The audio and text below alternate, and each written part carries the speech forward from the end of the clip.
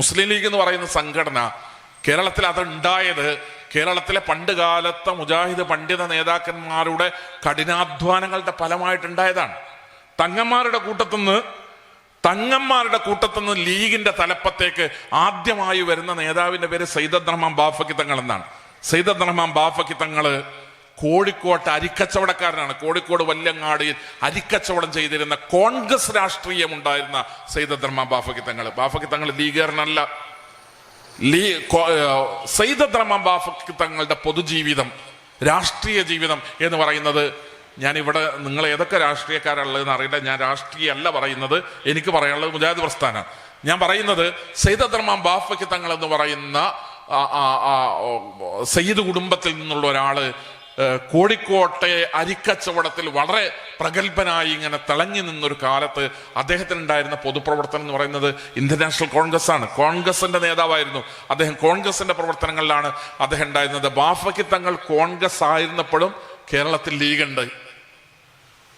അന്ന് ലീഗിന്റെ തലപ്പത്തിലും നേതൃത്വത്തിലുള്ള ആളുകളുടെ പേര് KM മൗലവി, KM സീതി സാഹിബ് എന്നൊക്കെയുള്ള പേരുകളാണ്. KM മൗലവിയും KM സീതി സാഹിബും എന്ന് പറയുന്ന രണ്ട് നേതാക്കൾ സയ്യിദ് അബ്ദുറഹ്മാൻ ബാഫക്കി തങ്ങൾ ലീഗിന്റെ നേതൃത്വത്തിലേക്ക് വരുന്നതിന് മുമ്പ് ലീഗിനെ കേരളത്തിൽ കെട്ടിപ്പടുത്ത മഹാരഥന്മാരായ നേതാക്കന്മാരാണ്.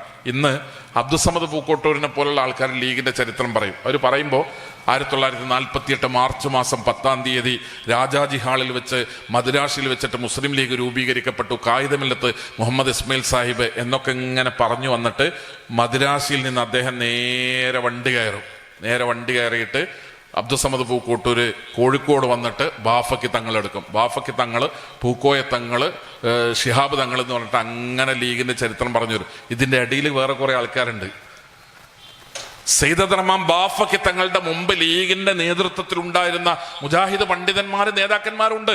അതിൽ വളരെ പ്രഗത്ഭനാണ് KM മൗലവി എന്ന്. മരിക്കുന്നത് വരെ ഇന്ത്യൻ യൂണിയൻ മുസ്ലിം ലീഗിന്റെ സംസ്ഥാന ഉപാധ്യക്ഷൻ, വൈസ് പ്രസിഡന്റിന്റെ പേര് KM മൗലവി എന്നാണ്. KM മൗലവി മരിക്കുന്നത് വരെ ലീഗിന്റെ വൈസ് പ്രസിഡന്റാണ്. ആ KM മൗലവി വരുമ്പോ മാത്രമേ ബാഫക്കി തങ്ങൾ അദ്ദേഹത്തിന്റെ സീറ്റിൽ നിന്ന് എഴുന്നേൽക്കാറുള്ളൂ.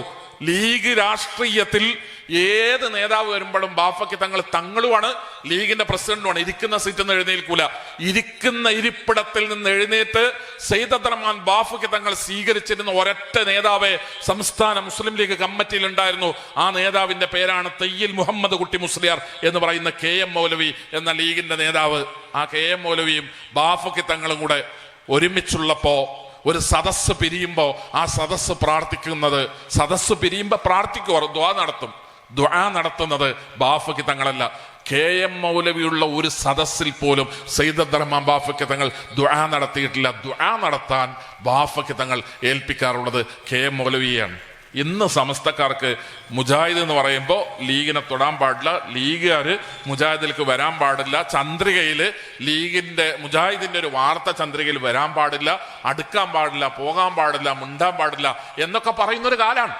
അങ്ങനെയൊക്കെ ലീഗുകാര് കരുതുന്ന, ലീഗ് അങ്ങനെ ആകണം എന്ന് സമസ്തക്കാരും കരുതുന്ന ഒരു കാലാണ്. ഞാൻ അവിടേക്ക് വന്നത് എന്തിനാണെന്നറിയോ?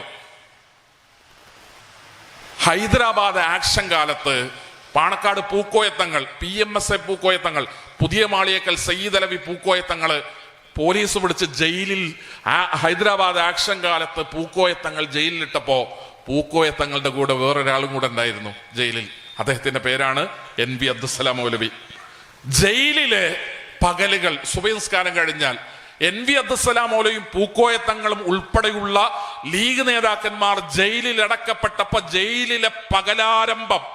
ജയിലിലെ പകലിന്റെ തുടക്കങ്ങൾ സുബഹി നിസ്കാരം കഴിഞ്ഞാൽ NV അബ്ദുസ്സലാം മൗലവിയുടെ ഖുർആൻ ക്ലാസ് കൊണ്ടാണ്.